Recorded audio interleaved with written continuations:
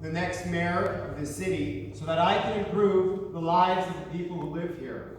Politics is about making the people's lives better and to safeguard their rights and their human dignity. We have all seen what weak leadership does. It divides, it creates anger, it creates hate. Good leadership, it unites people and creates hope and provides real security. We are not defined by our labels or the sum of our failures and our sins. Rather, we ought to be valued and defined by our compassion, our courage, and our charity for one another. The success of our town is built upon the individuals that are within our town. That is where our strength comes from. It does not come from having a strong government. It comes from the strength of the people. John F. Kennedy.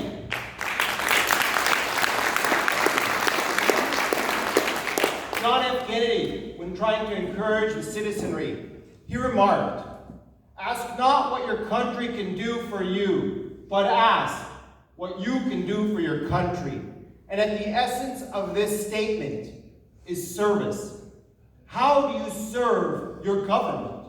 You serve your government by serving the people who are closest to you, the people who are your neighbors, the people who are in your own home, your family. When you raise children that are respectful, that love their parents, that love their community, that do not have a sense of entitlement, but are grateful for the opportunities that are afforded to them.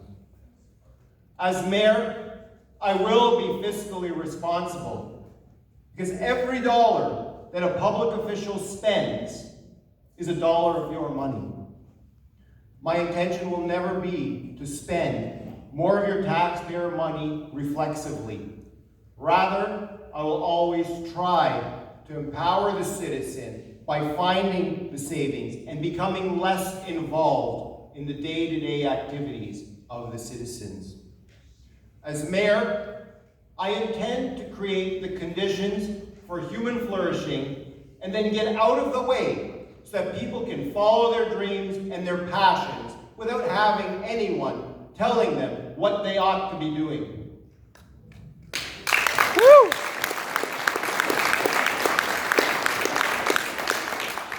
Now, I've been guilty of this as well, and I think all of us, at one point or another, knowingly or not, have fallen into the trap of believing that they know what is best for others.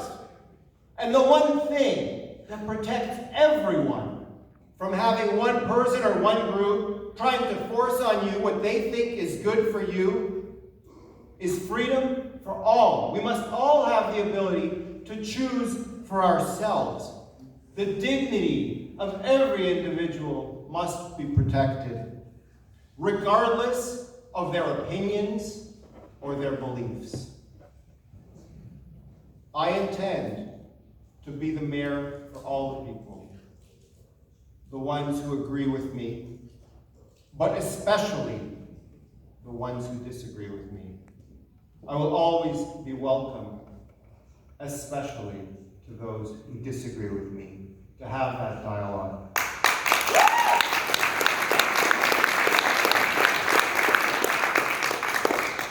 Now, unfortunately, many of our citizens have been conditioned to believe that they work for their government. But I'm here to remind all of the citizens that our politicians work for us.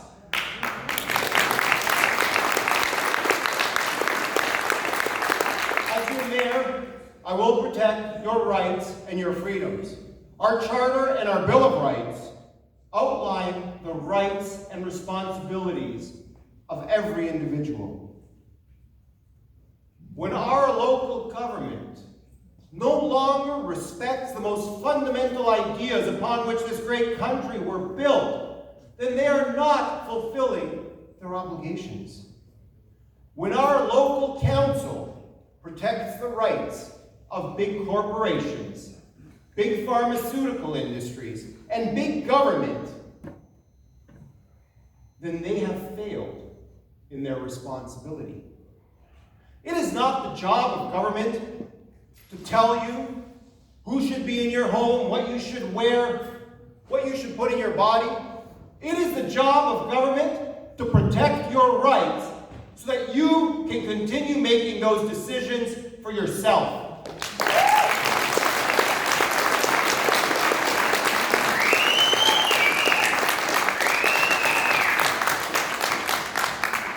Now, Thomas Jefferson prophetically stated 200 years ago that when people fear their government, there is tyranny. But when the government fears the people, there is liberty. We are now out of balance. An oppression of the people by government happens in two ways. It happens through overtaxation and overregulation. This overreach manifests itself at the local level through irrational and excessive bylaw enforcement. As your mayor, I will not allow bylaw officers, and I will not support bylaw officers to violate the charter rights of the citizens of our town.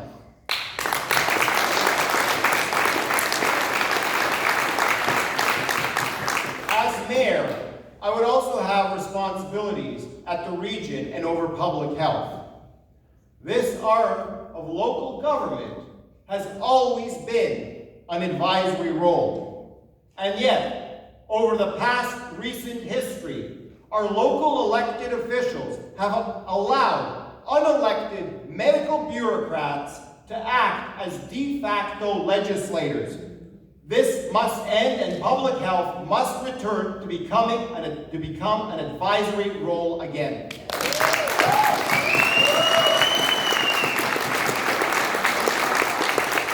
Now, according to McMaster's Children's Hospital, teen suicide attempts by teen girls in 2021 has gone up 51% as compared to 2019.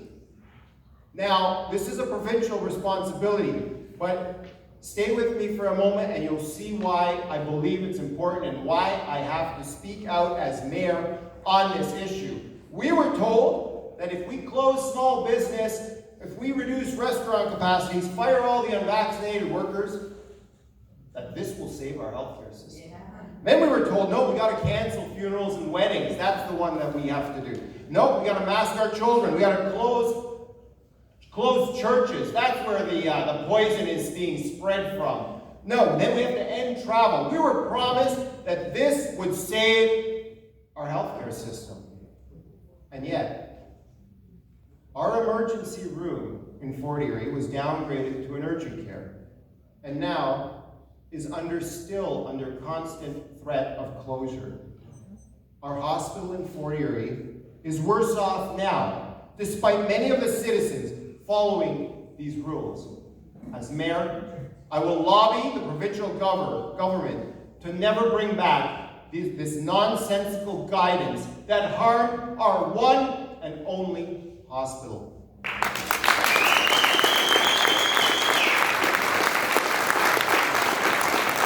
Now, of course, it would be naive to believe that COVID ruined our hospital. Before COVID, we had a great hospital here. No, that's not actually true.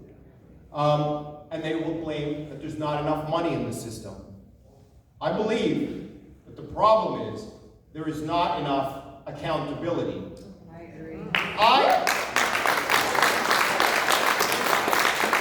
I've been speaking with the residents of this town, and many of them remember when there was a Mr. Thompson who sat in an administrative office at the Douglas Memorial Hospital. If you had a problem with the hospital, I know Fred Reimer's dad, he planted the garden there. Christine used to, she delivered babies at that hospital. That used to be a hospital that was a going concern. And if there was a problem, you could go knock on Mr. Thompson's door and you could say, Mr. Thompson, we have a problem. You have a rude nurse. The wait in emergency yesterday was 2 hours. That's far too long. Mr. Thompson had a vested interest in the hospital, in the community, and in the people.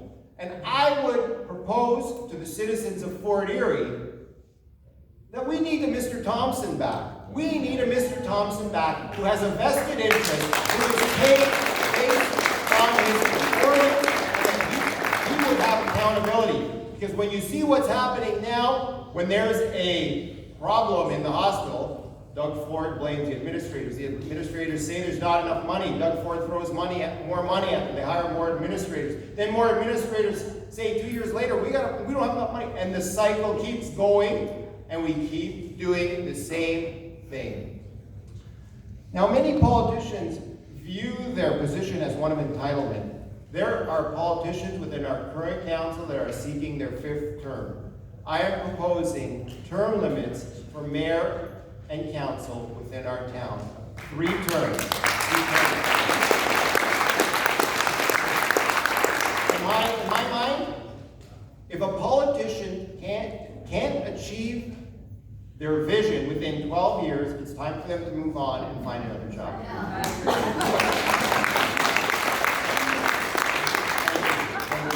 And I will focus on the issues that are municipal concerns. Our regional government is too large, as Peter Nolan stated. As mayor, I would propose to reduce the number of municipal councilors, regional councilors to 13 from its current number of 32. This would result in an over $1 million a year savings to the residents of Niagara.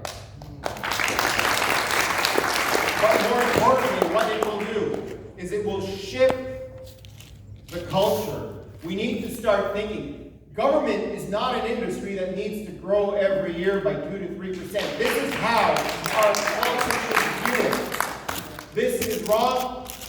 Our government needs to be as efficient as possible to serve the people, and not any bigger than that. Now, in terms of context, that same geographical area that has 32 regional councilors only has 4 MPs. So we are developing green space and farmland while there are derelict buildings in our town. There is a factory on Dunlop that has been vacant for about 16 years, which incidentally is the same amount of time our current mayor has been the mayor. The focus should be to develop these derelict properties first and fix that cancer, because what you may notice is when you see a derelict building, you see the buildings beside it tend to be not as well kept as in other areas of the town. This cancer must be contained. We must develop those properties that are derelict and either bring back a factory there, or if that's not going to happen, we need to rezone it and build houses there where it's already developed. Now, garbage pickup every 2 weeks is not sufficient, but going to weekly garbage pickup is not an option, because that will increase taxes. So I would like to propose an idea to the citizens of Fort Erie. I believe that we could place a few garbage bins on public properties in a few spaces, like Town Hall, the arena, where people can dispose of their garbage as often as they wish. Now, there are potential drawbacks to this, but we must know that in the summer, when you're holding on to your garbage for 2 weeks and you miss it, and then you have to hold it for another 2 weeks, it creates a lot greater problems than the risk of somebody, throwing 3 bags into the bin instead of 2. So I believe that this would actually also aim to the workers who have to do this job. It's a very repetitive job, and we have to think of their potentially getting injured by lifting up 50-pound bags, because if you can only put 1 bag on the curb, you're going to stuff it full, and it will create more potential injuries for the workers who do this job. So it would be something that would help them as well, and would help us as taxpayers, because we won't have to foot the bill for the WSIB.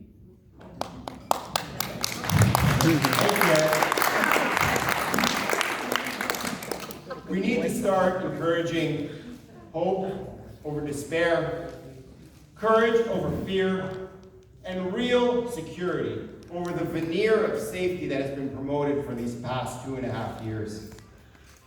And I'm just going to end by saying that The greatness of a person's character doesn't come from how much money they have, how much influence they yield, or what they do for a living, or how much education they have.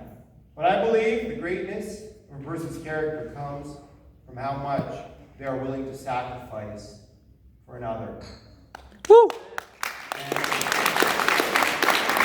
as the mayor, I will stand and defend the rights of every single citizen of our town, promoting less government and lower taxes. Thank you.